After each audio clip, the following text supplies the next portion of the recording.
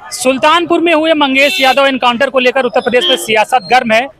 Samajwadi party ने आरोप लगाया है कि ये फेक एनकाउंटर है। तो कुछ समाजवादी पार्टी के ही लोग हैं, उन्हीं लोगों से बात करते हैं। क्या भाई साहब, कहाँ से आए आप लोग? लोग जनपद औरैया से। जनपद औरैया से आए, समाजवादी पार्टी कार्यकर्ता हैं। जी जी। अच्छा, ये जो चल रहा है मंगेश यादव एनकाउंटर केस, क्या मानना है आप लोगों का इसमें? हम लोगों का ये मानना है कि जो वर्तमान सरकार है इस समय, वो मुस्लिम और यादव पे ज़्यादा इस समय अत्याचार कर रही है। और मेरा मानना ये भी है, जब तक FIR हो जाने के बाद, इन्वेस्टिगेशन हो जाने के बाद अगर आरोप सिद्ध नहीं होता है, तब तक कोई वर्तमान सरकार को कार्रवाई नहीं करनी चाहिए। जो कि मेरा मानना है कि वो तो जो डकैती हुई थी 28 तारीख को सुल्तानपुर में, वो कह रहे वो उसमें इन्वॉल्व था। लेकिन वो वेरीफाइड कहाँ कर पा रहे हैं। उनके परिवार का जो कहना है, मंगेश यादव जी के परिवार कहना है कि सादा वर्दी में पुलिस आई थी, घर से उठा के ले गई, तो उसके बाद पता चला तो उनका एनकाउंटर हो गया।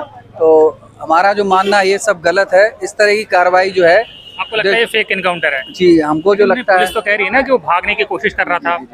हाँ, लेकिन आजकल आप भी जैसे पत्रकार हैं, आप तो नामचीन पत्रकार हैं, अनिल जी हैं, तो मेरा ये जो मानना, जो भी एनकाउंटर हो रहे हैं, लोगों को घर से ले जाकर उनके पैर में गोली मार दी जाती है। हमारे आदरणीय विधायक जी दिव्यापुर विधानसभा प्रदीप यादव जी ने विधानसभा में ये मुद्दा भी उठाया था बड़ी जोर शोर से।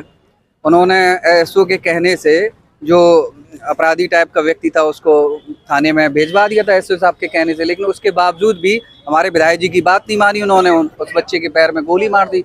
हो सकता है वो अपराधी हो, लेकिन कहीं ना कहीं प्रतिनिधि और प्रशासन का वो संबंध रहता है कि भाई उसको सरेंडर करवा देते, लेकिन प्रतिनिधि का भी सम्मान रखना चाहिए प्रशासन को। तो हमारा तो वर्तमान सरकार से यही अनुरोध है कि जो कार्रवाई होती है आज के दौर में, वो बड़ा देख समझ के किया जाए, सबको सामान लिया है, जो भी अपराधी चाहे किसी। आपको लगता है कि एनकाउंटर, आपको लगता है इसमें डाउट है? हाँ, इसमें डाउट है। अगर इसमें थोड़ी बहुत जांच अगर होती है तो कहीं ना कहीं प्रशासन दोषी पाया जाएगा। क्या नाम है साहब का?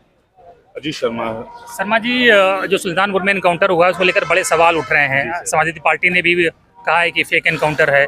आपका क्या मानना है? हालांकि सरकार तो कह रही है कि बहुत जाबाजी का परिचय दिया अधिकारियों ने। नहीं सर, कहीं न जरा सा भी जाबाजी का परिचय नहीं दिया गया और पूरी तरह से साजिश के तहत ये एनकाउंटर हुआ है। और इसमें पूरी तरह से भारतीय जनता पार्टी संलिप्त हैं, उनके नेता संलिप्त हैं सर। क्यों करेंगे वो?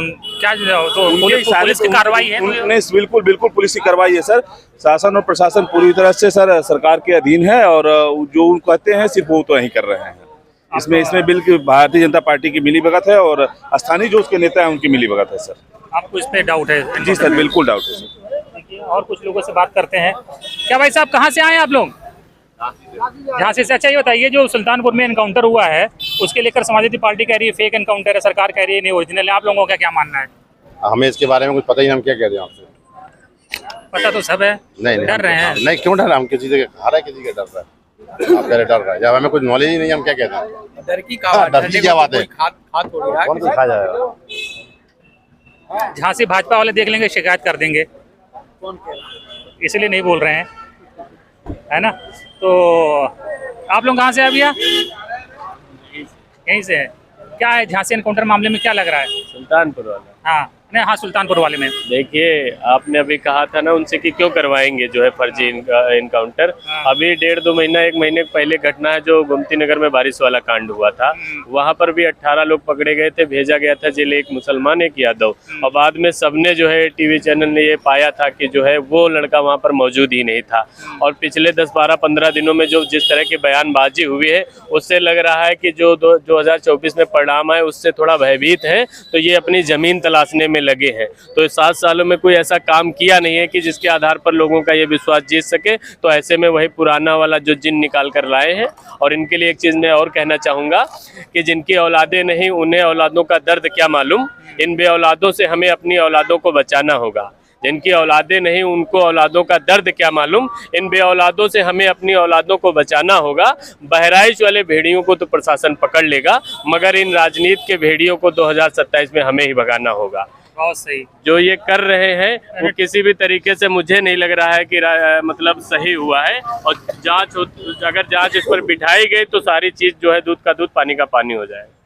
तो देखिए, ये तमाम लोगों को इनका कहना है कि सुल्तानपुर में जो एनकाउंटर हुआ है उसको लेकर ये लोग तमाम डाउट्स बता रहे हैं। उनको लग रहा है कि इसकी जांच होनी चाहिए और उसके बाद ही किसी नतीजे पर पहुंचेंगे।